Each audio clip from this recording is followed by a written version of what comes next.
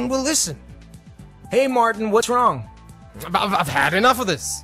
Every change I've suggested is knocked down. It's impossible to change anything around here. And maybe your suggestions are no good? That's nonsense. You know why it happens. Everybody knows. It's because people resist change. Resist, resist, resist, resist. You are wrong. I don't resist change, and neither does the average Joe. Everyone has pushed for major changes in his or her life. Many young people leave their homes, choose to get married, prefer children, and show me somebody who resists the change of a promotion at work.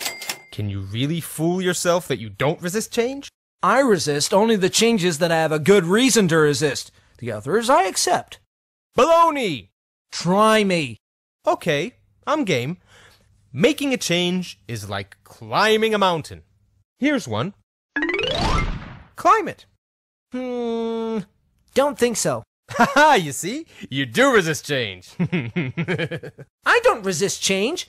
I resist this particular change because I don't have a reason to climb the mountain. I don't see the plus in the change. Well, what's a good reason for you? A higher salary, better health, or an improved relationship. Okay, I'll take care of your excuse. There's a pot of gold waiting for you up there.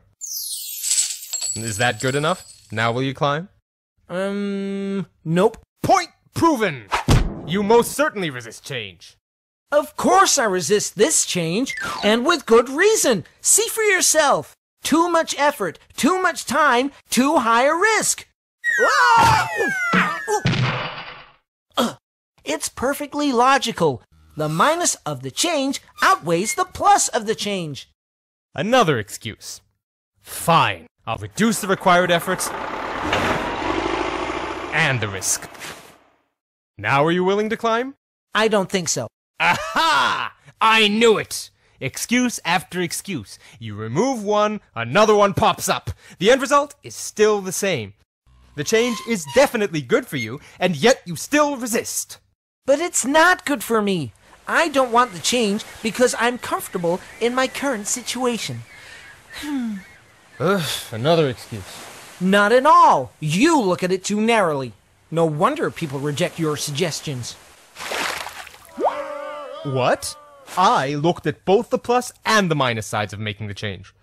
Yes, but you've ignored the pluses of not changing. I like my profession. I like the city I'm in. I like my style of living. I like my mermaid. But she cannot climb the mountain with me. You've just proved my point. Maybe you justified it logically, but at the end of the day, people will always resist change.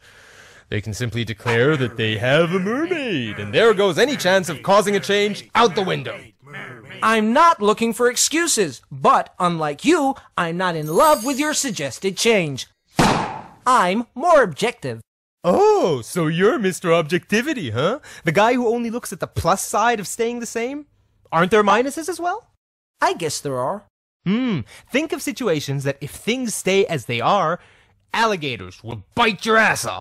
Your firm may go bankrupt, or your spouse may ask for a divorce. Of all the nerve! Or your health will decline drastically. Aren't you fighting alligators? Constantly! Sometimes I feel that the people I try to convince are so busy fighting off the alligators that they should be climbing the mountain even if there is no pot of gold waiting at the top. Still, everybody resists change, including you. Not at all. Show me how the pot is large enough for me, and the teeth of my alligator are sharp enough, and my effort and my risk to change is not as big, and that I don't have to give up on a beautiful mermaid, then I assure you I will climb the mountain. That's what I do, and it doesn't work. Really? Have you ever tried to present all four sides of your suggestion? Let me ask you a more pertinent question. Did you figure out in advance what the pot is for the person you're trying to convince? Not your pot, but his or her pot. What is his or her crutch? What are the alligators and the mermaids for the other party? I guess not. There you go. Also, when you concentrate on one aspect and the other person concentrates on another, you are bound to miscommunicate. Looking at all four factors and doing it from the other party's perspective sounds like a lot of preparation. Are you sure it'll pay off? Not if you believe that people are programmed to resist change, or any change. I guess I'll never know unless I give it a try. I'll let you know how it went. But Paul, I see how it might work for convincing an individual, but it won't work when trying to introduce a full-scale organizational change, with the collaboration of so many people is needed. Yes, it will, as long as you recognize that for different individuals, each of the four elements might be vastly different. A lot more work, but who said that changing an organization is easy? Ellie Goldratt, the person who wrote The Goal, shares his experience on how to change a whole organization in his new book, Isn't It Obvious?